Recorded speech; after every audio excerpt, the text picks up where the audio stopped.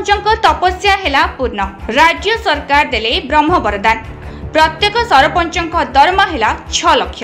मुख्यमंत्री बड़ घोषणा। एथर प्रत्येक सरपंच को मासिक 10,000 टंका लेखाए हिसाब रे 5 वर्ष रे 6 लाख टंका दरमा नवीन सरकार तरफ दिज्व। सेहीपरि महानगर निगम म्युनिसिपालिटी और विज्ञापित अंचल परिषदर मेयर, डेप्यूटी मेयर, अध्यक्ष, उपाध्यक्ष, कॉर्पोरेटर और काउंसिलर भत्ता और पारितोषिक वृद्धि करिसेंती राज्य सरकार। महानगर निगम मानकर मेयर माने पूर्वर पारितोषिक भाव में 8,000 टंका पाउथिबा बेले एहाकु संशोधन कराଯାई मासिक 50,000 टंका को वृद्धि कराଯାଇଛି। सेहीपरि डेप्यूटी मेयर मानक पारितोषिक मासिक 5,000 टंका 20,000 टंका को वृद्धि कराଯାଇଛି।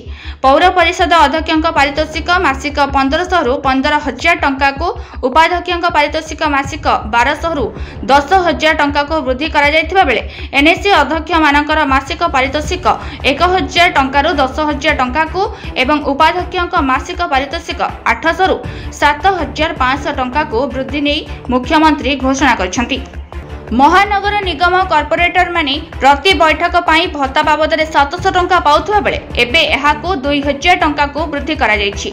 विभिन्न पौर परिषद और एनएससी रो काउंसिलर भत्ता 150 रु 500 टंका को वृद्धि करा जायछि।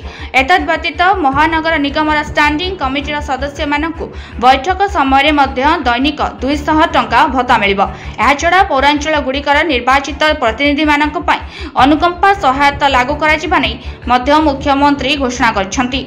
मृत्यु क्षेत्र में एही सहायता राशि 2 लाख टंका रखा जायतिबा बेले संपूर्ण और आंशिक अक्षमता क्षेत्र में यथाक्रमे 2 लाख और 1 लाख टंका रखा जायछि।